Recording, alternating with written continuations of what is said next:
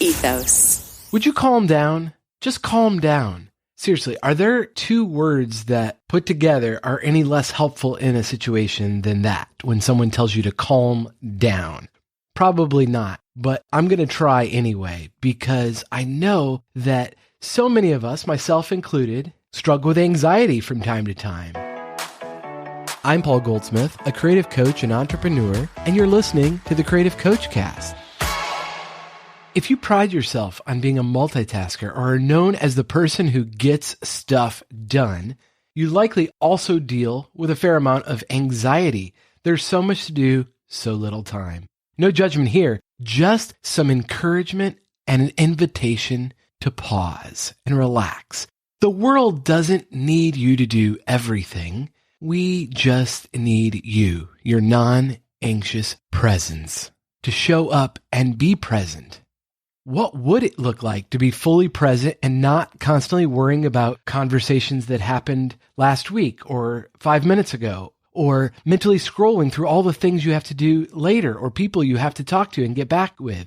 I recently had a friend say to me that they ran into a mutual friend and he seemed frantic. Now, I know this person to be very intelligent, accomplished, and caring, but when I thought about it, I also realized that I too sense this friend as being frenzied and overwhelmed in a lot of circumstances because he's a person that gets stuff done. He's got a lot on his plate, understandably so. Most of us have been there. You feel like you have 27 tabs open in your brain at all times.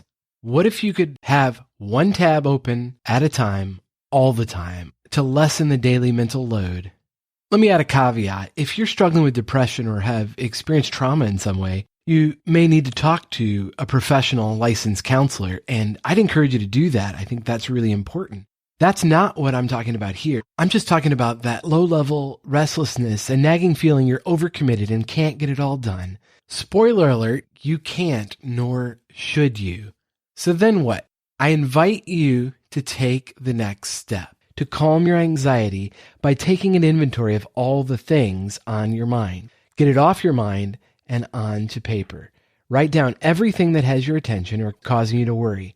When you get to the end of that list, do anything that takes 2 minutes or less right then and there. It's the 2-minute rule. I learned that from David Allen of Getting Things Done fame.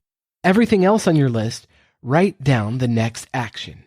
It may be schedule a call to get clarity from someone else, or block time on your calendar to think about the right course of action, or add an item to your grocery list on the fridge. Whatever the case may be, getting it off your mind and down in a place that you trust is the first step. Our minds are terrible at remembering things. When's the last time you had to memorize a phone number? It's been a while because we don't have to.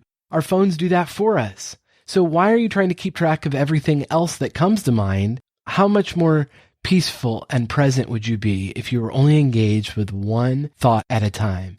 There are thousands of things you could be worrying about right now, but you're not. Why not? Well, because you've chosen the handful, maybe a few dozen things that are bothering you, but everything else, it's not a bother. Why are you letting those few things bother you today?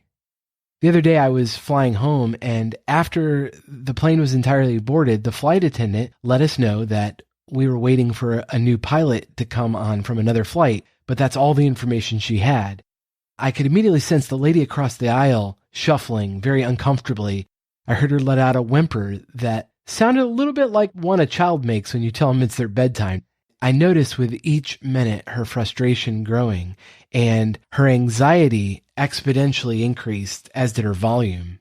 She let the whole plane know her disappointment with the situation, as if the rest of us were looking forward to the extra delay. Of course not. We all wanted to get home, but I realized in that moment no amount of stress or complaining was going to get any one of us there any quicker. In reality, it only took another 30 minutes and we were on our way. But I felt compassion for that woman. I sensed that her mind was overloaded with stress and the delayed flight was merely the needle in the haystack that set her off. Man, life is too hard to live without margin, one inconvenience away from a boiling point. I've learned life is so much richer if I take the time each day to decide what's worth chasing after and what's worth letting go. Your attention is your most limited resource. If you have anxiety, take the next simple step to get it all off of your head and onto paper. Apply the 2-minute rule and then assign the very next action to each item. And if you're looking for a tool that will help you focus, I highly recommend the Pomodoro app for your phone. You can set a 25-minute timer and it'll block out all other alerts and distractions from your phone while you focus on one thing at a time. Go ahead, try it right now, and then let me know how it goes. You can text me at 559-574-3210. I wish you peace and presence for today. Tomorrow will take care of itself. Thanks for listening. I'll talk to you next time.